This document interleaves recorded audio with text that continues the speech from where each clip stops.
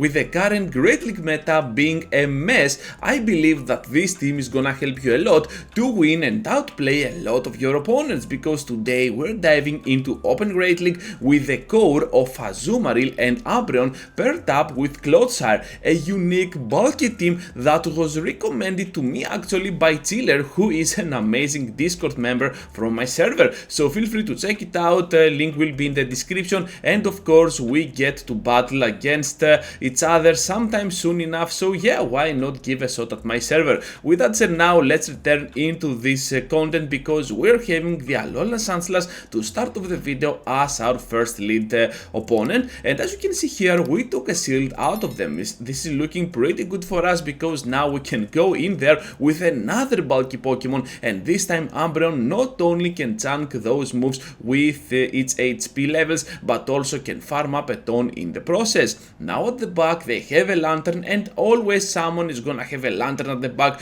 which can be kinda deadly, but the trick is when the Lantern is indeed at the back, because Azumarill is always up in front, and if you can avoid that Lantern, anything will be much easier for you, because both Umbreon and Clodsire can finish off Lantern with no big trouble at all. Here comes now the Weather Ball from the Pelipper, but guess what, trainers, on our Clodsire we're running Stone Edge, which means that the one shot is imminent. Pelipper is gonna reach to another Weather Ball, we need to sacrifice two of those shields in the process, and now we're just gonna try to snipe them down with the remaining energy that we have on the Umbreon. One foul play, down they go, now Lantern is at the back, and all we have to do is to keep pressuring with those foul plays when they are coming back to back. Another foul play, this time pretty close on the CMP, they're getting extremely close, they cannot farm up more. Let's see if we can survive the next serve, because if I count correctly they should be there. Here comes the move, trainers. Clodsire is so thick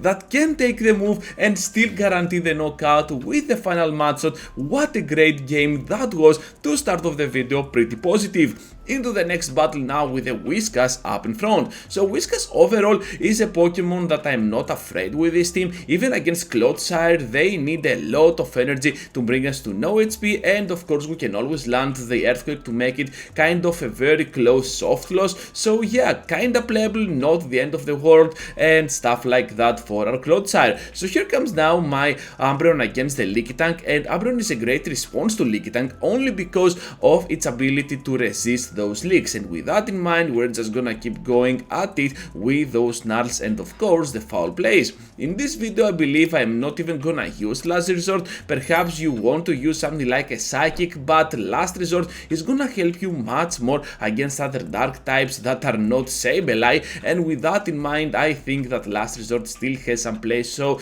do not go for any other move over it. Just keep it in mind that you're gonna have it as a reserve, because you never know when you might be needing it. So anyways, now we're having the switch out to that Skarmory after we got in there with our Clodsire, and yeah, this is kinda hopeless for both sides, because this is a neutral matchup that we're gonna exchange some heavy nukes which are gonna do no damage at all. So here comes now the Sky Attack, we can easily survive this one, while we can still push not only for one Stone Edge here, not only for two, but for three in total against that Skarmory. Here comes the switch out to the Whiscash, able to catch the Stone Edge, which is a big play from their part, and now we're gonna get that Mud Bomb on our side. It is gonna be the Scald though, no debuff instead of that Mud Bomb, that was crazy, and now we can still guarantee the farm down. Skarmory returns into the battle, we're having the Ice Beam already ready to go, able to grab that final shield out of play, and this battle has already taken a toll on the timer. So down goes our first shield in the game, and another move is coming up. Hopefully we have led two of those shields for the end game, and we managed to use them on our Azumarill to grab another huge victory with the final Ice Beam. Look at the timer, absolutely wonderful. Azumarill on the mirror now, and this is looking kinda identical, because look at that CP. We're having the same CP limit, and we can always hope that they have 1 or 0 in attack, so so we can win some CMPs if we're lucky enough, especially on the one attack stat. So here comes now their own play rough, and right here I'm gonna press the play rough of my own right on the CMP, and that one attack that we have manages to give us that attack priority, and yeah, we can get there much faster. So this means that the next one can be a game changer, and judging from this, I believe that they are gonna try to switch out and try and catch one player off on their next Pokemon. So here comes Marowak, and I was expecting that switch, so now I'm gonna bring my Umbreon into play, and this is looking fantastically good. So here comes those Bone Clubs, which we can definitely take with our Umbreon, definitely evolve to those Ghost types, and now we're just gonna keep going at it with a complete farm down. Another Bone Club is imminent, but for some reason I press here. What am I doing? I could easily go ahead and destroy them down with those Snarls. Anyways, here comes now out of nowhere my Azumarill, able to catch the play rough, and the reason I did that is because I have a feeling this is gonna be a double Ghost backline. So I'm just gonna get my hands on the last resort, and it is the double Ghost. But to be fair, I was expecting the double Ghost / fire, so a Skeledirge at the very end, and not that Sableye. Sableye is a Pokemon that can still have a chance up against those dark types with return, but we're still getting kinda low on those HP levels, and even a foul play can seal the deal up against our Pokemon. But after the first foul play on their side, I think that we can easily get this win with our Clodsire in the end game, because they're definitely on the range of a single Stone Edge, and yes, trainers, they will back out eventually since they also have the shield disadvantage. Into the next battle now with a very bad lead against an electric type, and that electric type is Charjabug. We're trying to catch that discharge on our Umbreon, and guess what, trainers, we can do it, and right after we're having the Azumarill coming up into play. Oh my goodness, we're gonna get to use Last Resort after all. So yeah, this is another matchup that you need Last Resort, and definitely do not use Psychic at all. So Last Resort is coming up, but it is not gonna do so much damage.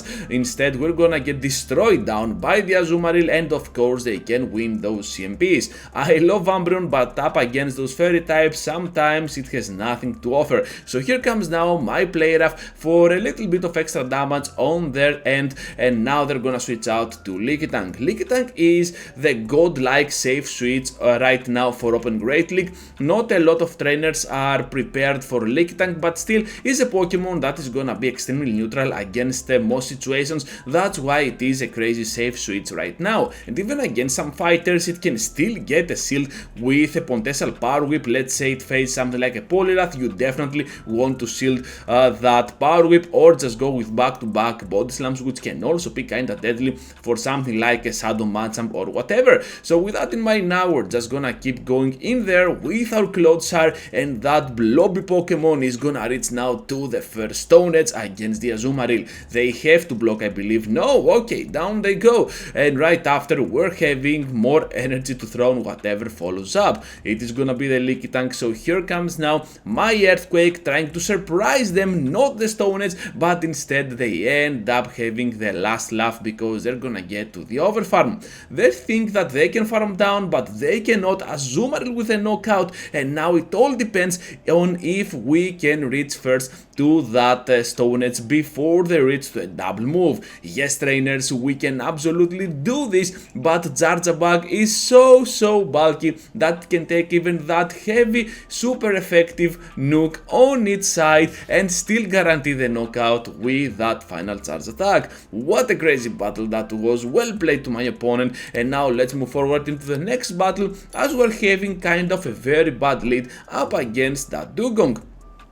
My opponent here is gonna reach to the Icy Wind, and of course we can respond with some play roughs back at them, but after the Icy Wind my moves are not gonna hurt them that much. Another move is coming up, this time it's gonna be another Icy Wind. When are you gonna throw those drillers, trainer? What are you doing? So these play roughs now deal almost no damage at all. We need two of those to finish them off, and I do not think that we can do that. So at this point I'm expecting the driller, right? Yeah, no, no reason to get to another Icy Wind. So now my Play Rough will almost knock them out, but we cannot do that, and another move is coming up. I'm not gonna block whatever they throw, I will accept my fate, and now Umbreon will return into the fight to charge up a little bit of extra energy. They come into the battle with that Gligar, which is pretty good for us, because now we have avoided that Pokemon with our Clodsire, and of course Umbreon is gonna answer back at them with some spammy moves. Here comes now the first charge attack of Gligar. They definitely have charged up a lot on their side, and now on the CMP they are gonna get there on that second dig. Of course we need to respect the damage, we will try to block it, and we can do that successfully. Foul play now to finish them off. At the back they have a Trevenant, and obviously this is kinda good for us because we're just gonna switch out of there with our Umbreon, but still we can have the upper hand nevertheless. Here comes now the first charge attack from their side. I'm just gonna take whatever they throw and keep going at it for a second Stone Edge, and at this point you can see that I'm going down. Look at how much damage though those Gnarls are doing, so that makes me think that even if they throw the Seed Bomb, I can absolutely farm down in no time at all. So we're just gonna do that, and I'm not gonna throw any move in the end. So yeah, that is looking pretty horrible for them and pretty good for us. Another huge victory, and now let's head up against the Deoxys in the next battle, because this Pokemon carries the move Thunderbolt and of course can eventually finish off our Azumarill if we are not careful. With that in mind, I'm just gonna get to the Play Rough, and then I will try to catch the next move on my Clodsire. Let's see, did we do it? Yes we did. This is no Psycho Boost, instead the Thunderbolt. Great catch on the Clodsire, and now we're expecting the Psycho Boost to come out of that Deoxys. So now they're gonna switch out to their Guzzlord. Here comes a heavy nuke with the Stone Edge, but still not enough to finish off that bulky Pokemon. They will answer back at us with that Dragon Claw, and now we can respond with the Earthquake to surprise them with some extra damage, and we can farm down with that final Mud Shot. So with that in mind, now we both have two shields into play, but they end up having a Leaky Tank, which is pretty great for us. Now we have one foul play for that Deoxys to potentially finish it off, and of course we can resist those leaks as we saw before, so that Umbreon can be a great game changer for us, and of course they realize it and they back out eventually. Into the last battle now with a Sableye up in front. This Pokemon is kinda good, kinda bad, because it might be a Dark type Pokemon which is gonna lose straight and square to those Play Roughs, but on the two shield scenario, if they land that return, things can get sideways. So here comes the nuke, they're gonna go for it, and now I'm gonna switch out